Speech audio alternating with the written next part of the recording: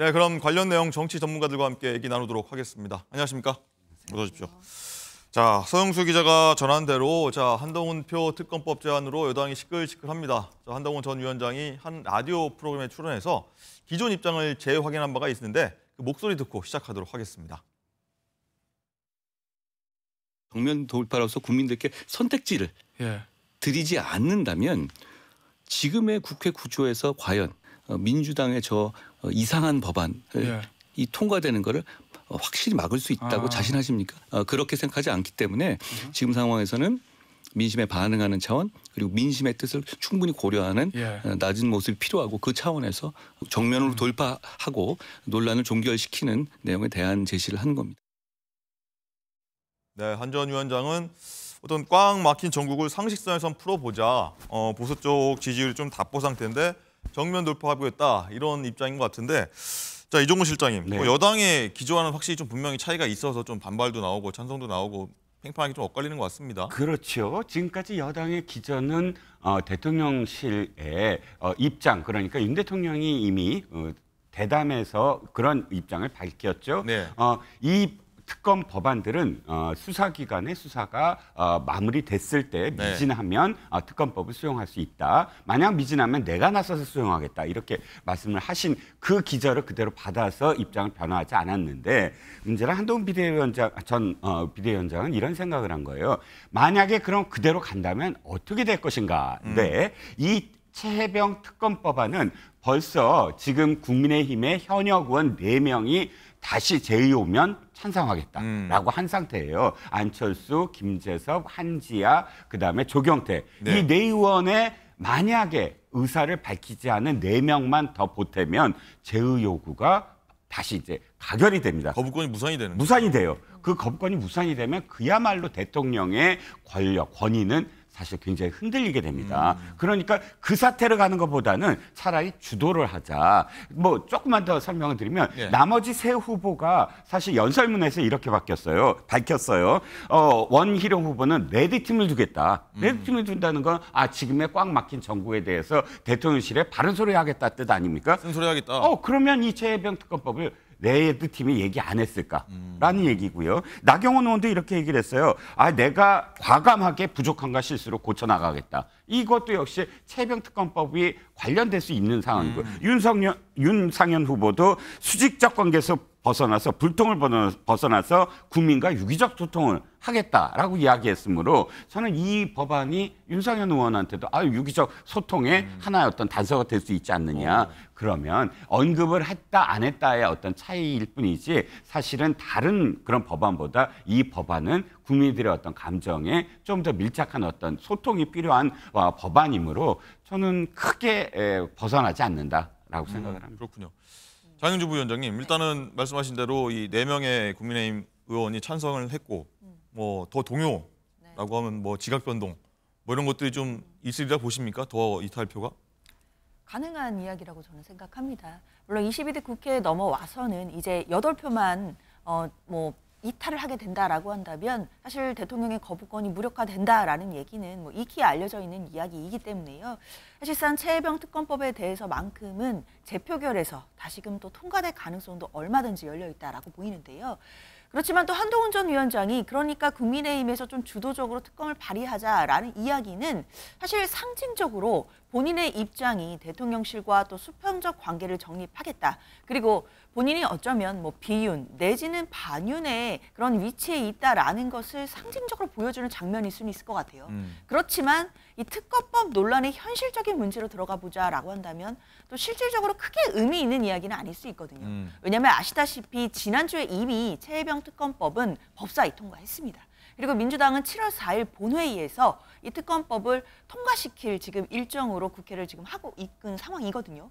그러면 국민의힘의 전당대회는 7월 23일에 있으니까 사실 그 전에 이미 민주당 주도로 최혜병 특검법이 통과될 가능성이 높고요. 그 이후에 대통령이 거부권을 행사할지 말지 또 이런 전국으로 넘어가게 됩니다. 그렇기 때문에 한동훈 전 위원장이 본인이 뭐 당대표가 되면 주도해서 뭐 특검법을 발의하겠다라는 이야기가 뭐 상징적인 의미는 될 수 있겠지 모르겠지만 현실적으로 지금 현재 국회 일정과 미루어 봤을 때는 크게 의미 있는 이야기는 아닐 수 있겠다 이렇게 생각합니다. 알겠습니다. 어쨌든 한 전 위원장이 써올린 공, 나경원, 윤상현, 원희룡 전 장관 어제 한 목소리로 비판했습니다. 그 목소리 듣고 오시죠. 잘못된 정쟁용 여론에 휩쓸려서는 안 된다. 그러면 한동훈 특검법도 바뀌었느냐라고 되묻고 싶다는 말씀. 그 내부 전선을 교란시키는 행위입니다. 당정관계 파탄 나고요. 그럼 윤석열 대통령 탈당 이거 원하는 거 아닙니까? 정치적인 의혹이라고 전부 특검 가면 경찰, 검찰, 공수처 우리 헌법에서 정해놓은 1차적인 수사기관 뭐하러 있습니까? 네, 한 전 위원장이 이런 반응을 모를 리가 없었을 것 같은데 이종원 실장님. 네네.